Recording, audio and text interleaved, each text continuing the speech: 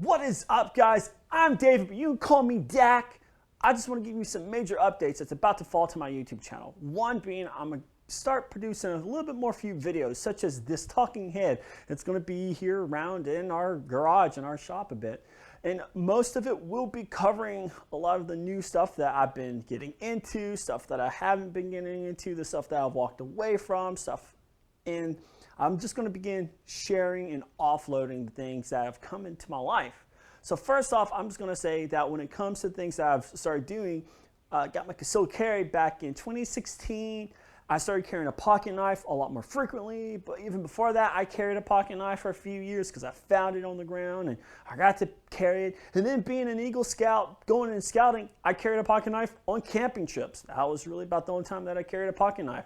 I had some pocket knives, lost some pocket knives, broke some pocket knives, and I'm gonna begin sharing my pocket knife collection. Then I'm gonna start sharing things that I've kind of become interested in over the last few years now. I haven't really kept up much with my YouTube channel, but that's gonna start differently today. I would have started January 1st, but I was like, I kind of want to wait for warmer weather so that way I can wear short sleeves and not have to be long sleeves and be cold out here because, tell you right now, you see that? That's literally just sheet metal. That's literally just tin roofing as a side.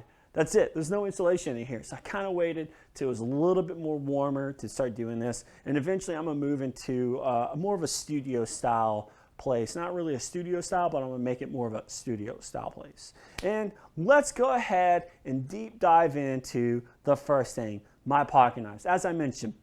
So I'm going to start, with the fact that I was a Boy Scout.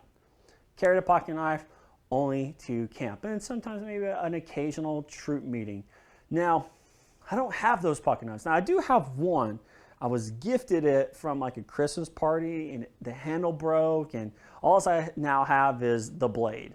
And I don't think I got the blade in my pocket for safety purposes. No, I don't. Okay, so I want to double check.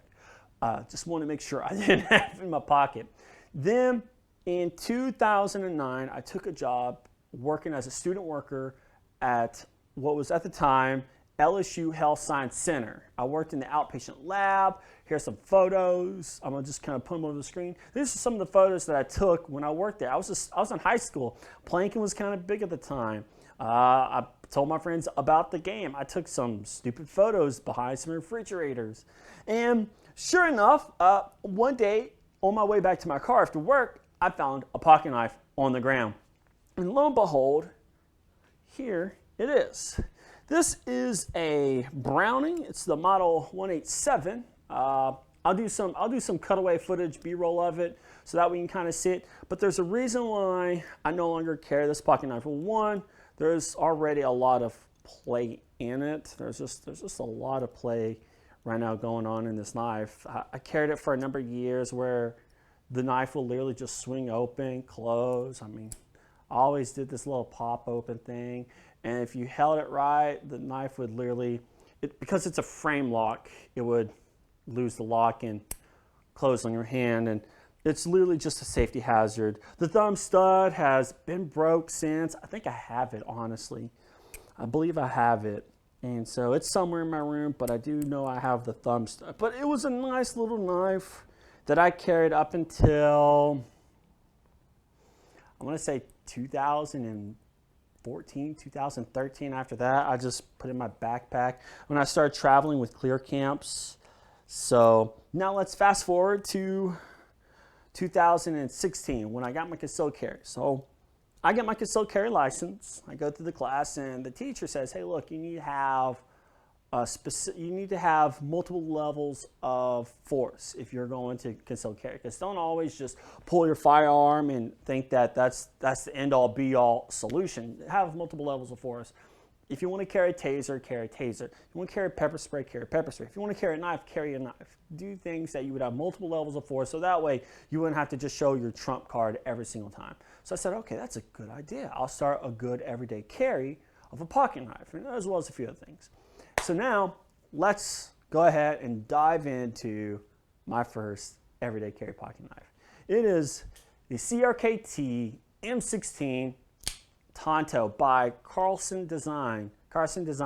Now, I'm not sure what blade steel this is.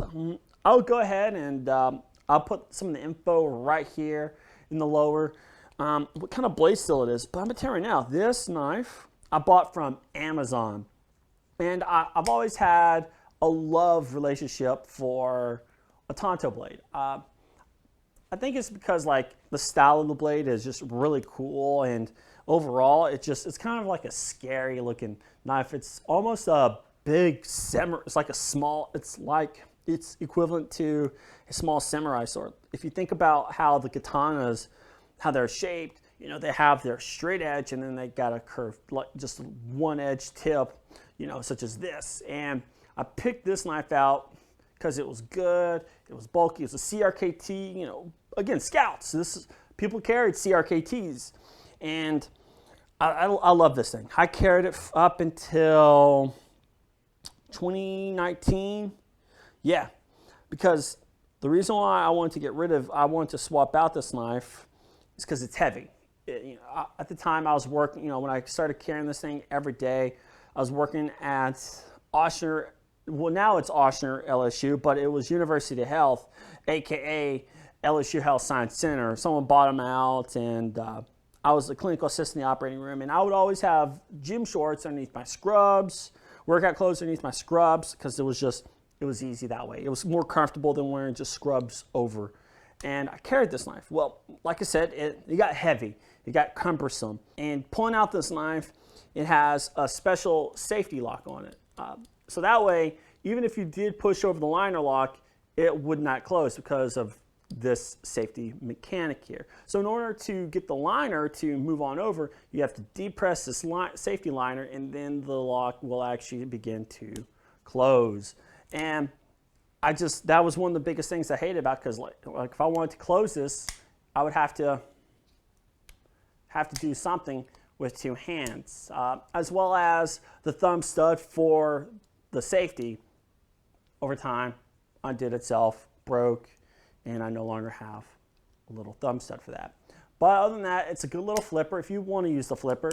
If you want to use the thumb stud, you can use the thumb stud. But man, this thing, if you get in the right spot, it will just practically, it will fly. I mean, that's just with the thumb stud. That's not even using the flipper. Again, flipper right here, thumb, just amazing. Good little knife, but it was heavy. It would weigh down my scrubs.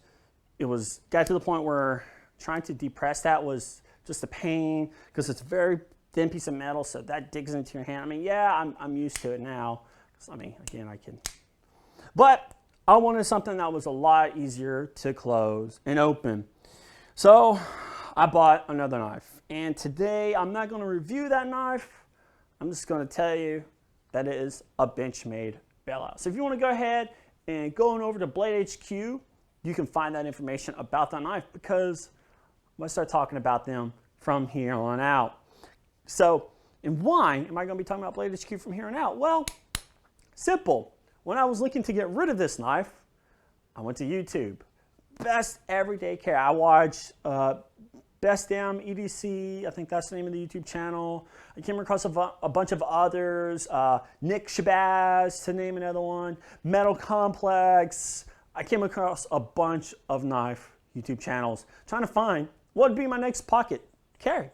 And sure enough, I came across Blade HQ, and this is where the story gets even more interesting. Well, that's all that I'm going to do for you today, ladies and gents. Whoever is watching, I don't know who is, but if you're out there watching, I'm not going to tell you hit that like and subscribe button. That's up to you if you want to hit like. If you want to hit the dislike button, you can no longer see the dislike count. So if you also want to just even hit the dislike just for the meme, go right on ahead. And yeah, I think I'm going to go ahead and just wrap it off right here, right there.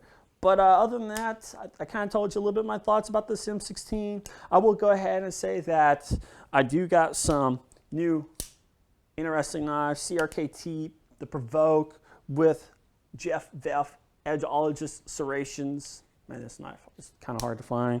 Another knife that I got, it's a good budget auto, Boker, Kalashnikov, Tanto. Can't really get this one because Boker has switched to a different blade steel. Got this one on sale. Of course, Kaiser Feist, carbon marble, marbled carbon fiber. Beautiful. It's a little front flipper. I bought it for, again, Blade HQ. neat little tricks. And of course, right now, my everyday carry pocket knife, which I'm only going to hint to you this. Garden Tactical. It's a good little, I want you to see it. Yeah, it's a good little noise maker. It's a good little fidget. And do I have any other pocket knives I kind of want to show you? Let me just double check. Nope, the CRKT Boker. Okay, boom, boom. Okay, and other than that, some general life updates I'll be giving to you in another video. Anyways, thanks for watching. I'm David, but you can call me Dak. See you guys later. All right, bye.